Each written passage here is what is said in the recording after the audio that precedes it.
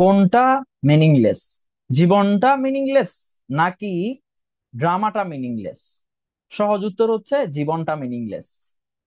যে ড্রামাগুলোতে মিনিংলেসনেস of life, পারপাসলেসনেস of life, এই বিষয়টা প্রচার হয়, সেই ড্রামাগুলোকে আমরা বলতে পারি অ্যাবসার্ড ড্রামা।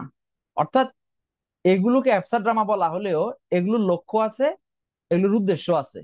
কিন্তু এইগুলোকে অ্যাবসার্ড ড্রামা বলার বড় কারণ হচ্ছে এগুলোতে যে মেসেজটা দেওয়া হয় সেই মেসেজটা হচ্ছে লাইফ ইজ মিনিংলেস, অর্থাৎ জীবনের উদ্দেশ্যহীনতা এই নাটকগুলোতে প্রচার করা হয়।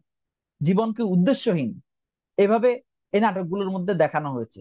সেই জন্য এই নাটকগুলোকে যে যে নাটক এই নাটকগুলোর যে ক্লাস, সেই ক্লাসটা হচ্ছে অ্যাবসার্ড ড্রামা। হ্যাঁ, এখন আজকের আমি যেটা বলতে চাচ্ছি, আজকের যে আলোচনার বিষয় সেটা হচ্ছে অ্যাবসার্ড ড্রামা অথবা the theatre of the absurd. আচ্ছা, এখন হচ্ছে এই অ্যাবসার্ড ড্রামাটা কখন আসলে শুরু হয়েছিল? অ্যাবসার্ড ড্রামার যে মুভমেন্ট, এটা শুরু হয়েছিল এটা 1940 সালে এবং এটা বিস্তৃত লাভ করেছিল 1960 সাল পর্যন্ত। অর্থাৎ অ্যাবসার্ড ড্রামাগুলো প্রকাশিত হয়েছিল এবং মঞ্চায়িত হয়েছিল 1940 থেকে 1960 সালের মধ্যে। এই 20 বছরে আমরা এই নাটকগুলোকে দেখতে পাই, অর্থাৎ সেকেন্ড ওয়ার্ল্ড ওয়ারের পরে। সেকেন্ড ওয়ার্ল্ড ওয়ারের কারণে ইউরোপের মানুষের মধ্যে ধর্মের প্রতি ধর্মীয় বিশ্বাসের একটা ডিক্লাইন, অর্থাৎ ধর্মীয় বিশ্বাসের একটা ঘাটতি দেখা দিয়েছিল। আমি একটা এখানে কথা বলে রাখি, যারা বিশ্বাস করে পরকালে অর্থাৎ আফটার লাইফে, তাদের কিন্তু একটা লক্ষ্য আছে। কিন্তু যারা পরকালে বা আফটার লাইফে বিশ্বাস করে না, তাদের জীবনের আসলে সেই অর্থে কোনো লক্ষ্য নাই। তাদের হয়তো অন্য লক্ষ্য থাকতে পারে, জীবনটা তাদের আহ সরাসরি কোনো লক্ষ্য খুঁজে পায় না। এই যে লক্ষ্য খুঁজে না পাওয়াটা, এইটা এই নাটকগুলোর বিষয়বস্তুতে পরিণত হয়েছে। আচ্ছা, এখন একটু বলে রাখি যে এই নাটকগুলোর আসলে অনুপ্রেরণা কি। এই যে অ্যাবসার্ড ড্রামাগুলো নাট্যকাররা তৈরি করলেন, তাদের অনুপ্রেরণা কি? তাদের অনুপ্রেরণা হচ্ছে আলবার্ট ক্যামু, যিনি প্রথম এই কথাটা প্রচার করেছিলেন যে ফিলোসফি অফ অ্যাবসার্ড। আচ্ছা, আলবার্ট ক্যামু একটা বিষয় তিনি আমাদের সামনে উপস্থাপন করেছেন সেই সময়ে, এটা হচ্ছে দ্য মিথ অফ সিসিসফাস। এই মিথ অফ সিসিসফাসে তিনি দেখিয়েছেন সিসিসফাস একটা মিথোলজিক্যাল ক্যারেক্টার, একজন রাজা। তিনি অভিশপ্ত ছিলেন, কন্ডেম ছিলেন, যে একটা বড় পাথর তিনি পাহাড়ের উপরে তাকে কষ্ট করে ধাক্কা দিয়ে দিয়ে নিয়ে যেতে হবে, পাথরটা আবার গড়িয়ে গড়িয়ে নিচে নামবে, তিনি আবার ধাক্কা দিয়ে দিয়ে কষ্ট করে এটা উপরে নিয়ে যাবেন, আবার নিচে নামবে, এই কাজটা তাকে চিরকাল করতে হবে। আমরা যদি সিসিসফাসের দিকে তাকাই, সিসিসফাসের এই জীবন কেমন, আমাদেরকে যদি প্রশ্ন করা হয়, আমরা নিঃসন্দেহে বলবো যে এই জীবনটা হচ্ছে বোরিং, অর্থহীন এবং উদ্দেশ্যহীন। কারণ একই কাজ বারবার করা, একই কাজ বারবার করা। তো এই যে এই একই কাজ বারবার করা, লক্ষ্যহীন উদ্দেশ্যহীন কাজ বারবার করে যাওয়া, এই এই এই এই ধরনের যে ফিলসফি, হ্যাঁ, সেটা হচ্ছে ফিলসফি অফ অ্যাবসার্ড। এইটার প্রবর্তক হচ্ছেন আলবার্ট ক্যামু। আলবার্ট ক্যামুর এই মিথ অফ সিসিসফাসের যে সিসিসফাস থেকে যে ফিলোসফি তিনি দিয়েছেন, মিথ অফ সিসিসফাসের মাধ্যমে তিনি যে ফিলোসফিটা দিয়েছেন, সেটা দ্বারা অনুপ্রাণিত হয়েছে বিভিন্ন নাট্যকার। বিভিন্ন নাট্যকার অনুপ্রাণিত হয়েছেন এবং তারা এই নাটকগুলো তারা লিখেছেন। এই অ্যাবসার্ড ড্রামা গুলোর আসলে কোনগুলো অ্যাবসার্ড ড্রামা, দু একটু উদাহরণ দিয়ে বলি। প্রথম অ্যাবসার্ড ড্রামা যিনি লিখেছেন বলে বলা হয়, তার নাম হচ্ছে ইউজিন ইউনেস্কো। ইউজিন ইউনেস্কোর দুটো নাটকের কথা আমি এখানে উল্লেখ করব। একটা হচ্ছে কি বিখ্যাত নাটক দ্য বল সোপ্রানো। বল সোপ্রানোকে বলা হয় প্রথম অ্যাবসার্ড ড্রামা। তার আরেকটা বিখ্যাত নাটক আছে দ্য চেয়ার্স। এই দুটো নাটক অ্যাবসার্ড ড্রামার উদাহরণ হিসেবে দেওয়া যেতে পারে। আরেকটা বিখ্যাত অ্যাবসার্ড ড্রামার এখানে কথা উল্লেখ করব, সেটা হচ্ছে স্যামুয়েল বেকেটের ওয়েটিং ফর গডো। এটা অনেক বিখ্যাত নাটক। এই ইংরেজি সাহিত্যের পাঠক মানেই তারা ওয়েটিং ফর গডো সম্পর্কে জানেন। এটা অনেক বিখ্যাত নাটক। আরেকটা নাটক কথা এখানে উল্লেখ করব, সেটা হচ্ছে হ্যারল্ড পিন্টারের দ্য কেয়ারটেকার। এটা অনেক কাছে পরিচিত নাও হতে পারে, তবে এটাকেও আমরা অ্যাবসার্ড ড্রামা হিসেবে অন্তর্ভুক্ত করতে পারি। এগুলো হচ্ছে অ্যাবসার্ড ড্রামা, এগুলোতে মিনিংলেসনেস অফ লাইফকে দেখানো হয়েছে।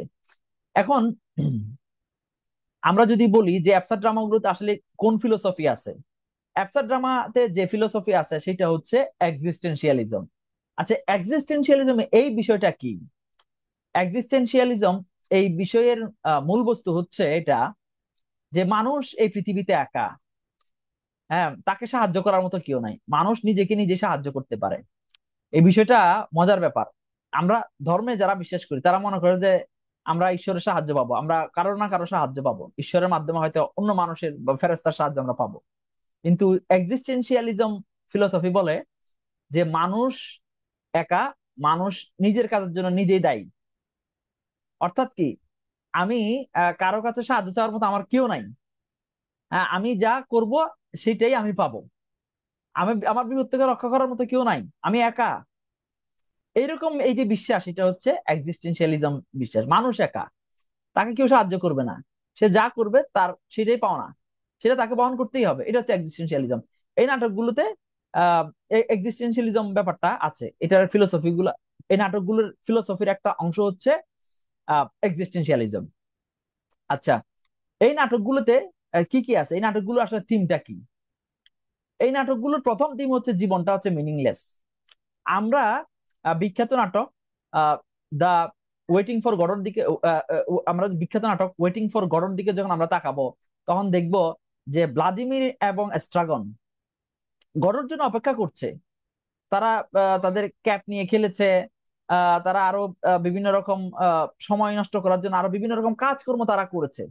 কিন্তু গডও কি এসেছে শেষ পর্যন্ত? গডও শেষ পর্যন্ত আসেনি। তাহলে কি দাঁড়ালো? তাদের এই যে অপেক্ষা, ওয়েটিংটা, এটা ছিল মিনিংলেস। অর্থাৎ এই নাটকের মাধ্যমে যে ফিলোসফিটা দেওয়া হয়েছে যে মানুষের মানুষকে বাঁচানোর জন্য, মানুষকে রক্ষা করার জন্য কেউ আসবে না। যেভাবে ভ্লাদিমির এবং স্ট্রাগনের জন্য গডও আসেনি, সেভাবে মানুষের জন্য কেউ অপেক্ষা, মানুষ কারোর জন্য অপেক্ষা করে লাভ নেই। হ্যাঁ, মানুষ এটা এটা এটা একটা মানুষের একটা সময় কাটাচ্ছে, সময় কাটাচ্ছে। এই যে মিনিংলেসনেস অফ লাইফ, এইটা হচ্ছে এই ড্রামাগুলোর থিম। এই ড্রামাগুলোতে আরো কি কি আছে?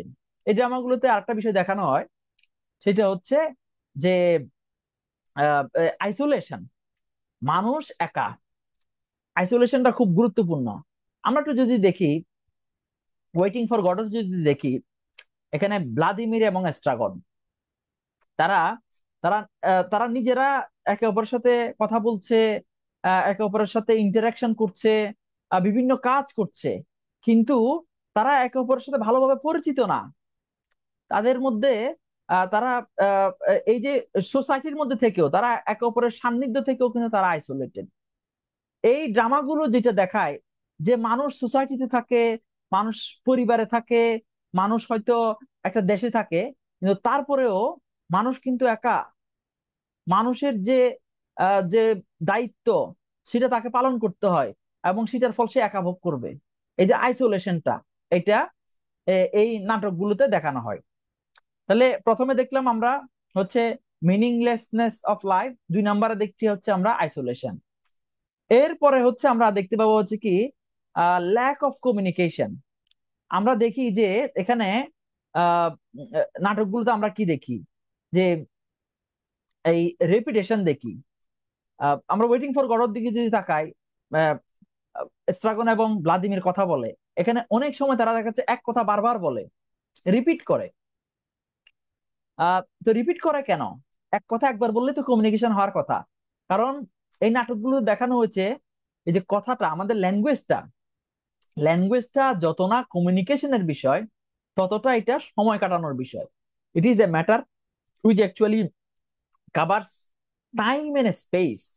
এটা আসলে সময় কাটানোর একটা বিষয়। এটা আহ, মূলত কমিউনিকেশনের বিষয় না, বরং কমিউনিকেশন আমাদের ঘাটতি আছে, আমরা ল্যাঙ্গুয়েজ ব্যবহার করছি। আমরা এই যে দেখেন না, প্রতিদিন কত কথা বলতেছি ফেসবুকে, ইউটিউবে, এখনকার যুগে আমরা কত কথা শুনি, কিন্তু আমরা আসলে সেভাবে কিন্তু একে অপরকে ফিল করি না। আমাদের অনুভূতি কমে গেছে, কথা বেশি বলতেছি, আইডিয়া অনেক বিনিময় হচ্ছে, কিন্তু আমাদের অনুভূতি কমে গেছে। তার মানে কি, আমাদের কমিউনিকেশনটা যথাযথভাবে হচ্ছে না। তো এই বিষয়টা আজ থেকে বহু বছর আগে আমরা অ্যাবসার্ড ড্রামাগুলোর মধ্যে দেখেছি যে ভ্লাদিমির এবং স্ট্রাগন তারা ল্যাঙ্গুয়েজ ব্যবহার করছে, যে তাদের মধ্যে সে অর্থে কমিউনিকেশন নাই, বরং তারা যে যে কথাবার্তাগুলো বলছে সেটা হচ্ছে কোনোভাবে সময় কাটানোর জন্য। আবার আরেকটা নাটক, দ্য বল সোপ্রানো, যে নাটকটা ইউজিন ইওনেস্কো লিখেছেন, সেখানে দেখা যায় মিস্টার মার্টিন অপেক্ষা করছে। মিস্টার মার্টিন, হ্যাঁ, একটা কথা বারবার বলছে, যে যে সেটা হচ্ছে মিস্টার মার্টিন একটা কথা বারবার বলছে, how curious it is, how curious it is, how curious it is. তাহলে এই যে mister Martin how curious it is বারবার বলছেন, এটা কেন বলছেন? তিনি যদি একবার বলতেন হাউ কিউরিয়াস ইট ইজ, তাহলেই তো হয়ে যায়, ব্যাপারটা বোঝা যায়। এই বারবার বলছেন কেন? বারবার বলছেন সময়টা কাটানোর জন্য। তার মানে মানুষ এই যে আলোচনা, এই যে আমরা টকশো দেখি না, টকশোর আলোচনা, এটা এটা এটা এটা মানে কি, না প্রতিপক্ষ শুনছে, না সরকার শুনছে, না জনগণ শুনছে, সে অর্থে শুনছে না, সবাই শুনছে। শুনছে মানে সময় কাটানোর জন্য শুনছে, কেউ ফিল করছে না এই কথাগুলো। আমরা তো আমাদের দেশে দেখি, বাংলাদেশে দেখি, মানে এই কথাগুলো কেউ ফিল করছে না। তার মানে কি, আমাদের যে ল্যাঙ্গুয়েজের যে ব্যবহার, এইটা কমিউনিকেশনের জন্য যত না ব্যবহার, তার চেয়েও বেশি ব্যবহৃত হচ্ছে সময় কাটানোর জন্য। এই বিষয়টা খুব সুন্দর করে অ্যাবসার্ড ড্রামাগুলোতে উপস্থাপন করা হয়েছে। অর্থাৎ জীবনটা যখন মানুষ ফিল করে যে এটার কোনো লক্ষ্য নাই, তখন মানুষ অনর্থক কথাবার্তা গুলো বলে। হ্যাঁ, এবং এই অনর্থক কথাগুলো আসলে এটা কমিউনিকেশন কে নির্ধারণ করে না, কমিউনিকেশনকে কমিউনিকেশনের উদ্দেশ্যে না। তো এই জন্য এই নাটকগুলোতে একটা বিষয় দেখানো হচ্ছে, সেটা হচ্ছে ল্যাক অফ কমিউনিকেশন। ল্যাঙ্গুয়েজ আছে, বাট ল্যাক অফ কমিউনিকেশন বিদ্যমান, কমিউনিকেশন অভাব আছে। এটা আর একটা বিষয়, তিনটা বিষয় আলোচনা করে ফেললাম। একটা হচ্ছে মিনিংলেসনেস অফ লাইফ, দুই নাম্বার হচ্ছে আইসোলেশন, তিন নাম্বার হচ্ছে ল্যাক অফ কমিউনিকেশন, চার নাম্বার হচ্ছে ল্যাক অফ প্লট, প্লটের অভাব। প্লট কিরকম? প্লট মানে হচ্ছে কি, যে যেখানে একটা ঘটনার পর আরেকটা, মানে কি একটা কোহেরেন্স থাকবে, কোহেরেন্স অফ ইনসিডেন্ট, এবং শুরু এবং শেষ থাকবে। এখানে সে অর্থে কোনো শুরু এবং শেষ নাই, কোহেরেন্স অফ ইনসিডেন্ট নাই। এখানে দেখা যাচ্ছে কি একই ঘটনা বারবার ঘটে অনেক ক্ষেত্রে। যেমন কেউ পকেটের মধ্যে কি খুঁজছে, তার রুমাল খুঁজতেছে, হ্যান্ডকারচিফ খুঁজতেছে, তারপর ক্যাপ, হ্যাট, একজন হ্যাট নিয়ে খেলা করতেছে, হ্যাট বদল করতেছে।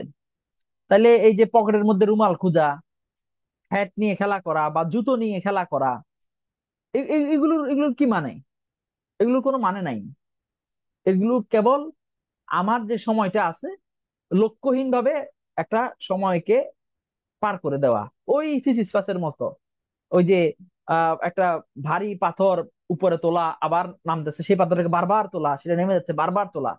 সিসিসফাসের জীবনের জন্য, জীবন যেরকম একটা অর্থহীন জীবনে পরিণত হয়েছিল বলে আমরা মনে করি, অনুরূপ ভাবে আমাদের জীবনও আসলে আমরা একই কথা বারবার বলে যাচ্ছি, একই কাজ বারবার করে যাচ্ছি। এই একই ঘটনা বারবার ঘটতেছে, একই ঘটনা বারবার ঘটতেছে। অর্থাৎ এখানে কোনো নির্দিষ্ট কোনো প্লট নাই। আমরা যে নাটকগুলোতে নির্দিষ্ট প্লট থাকে, সেখানে একটা শুরু থাকে, একটা ক্লাইম্যাক্স থাকে, এরপর আবার কি হয় সেটা সুন্দর করে শেষ হয়ে যায়, টান টান উত্তেজনা থাকে। এখানে কিন্তু এরকম কিছু নাই। এখানে ঘটনাগুলো এরকম কোহেরেন্ট না। কারণ কি, এই ড্রামাটার উদ্দেশ্য হচ্ছে এই জীবনের মিনিংলেসনেসটাকে তুলে ধরবে। এই মেসেজটি হচ্ছে এরকম, সেই কারণে এখানে এরকম কোনো স্ট্রং প্লট এখানে দেখানো হয় না। অর্থাৎ এখানে ল্যাক অফ প্লট আছে।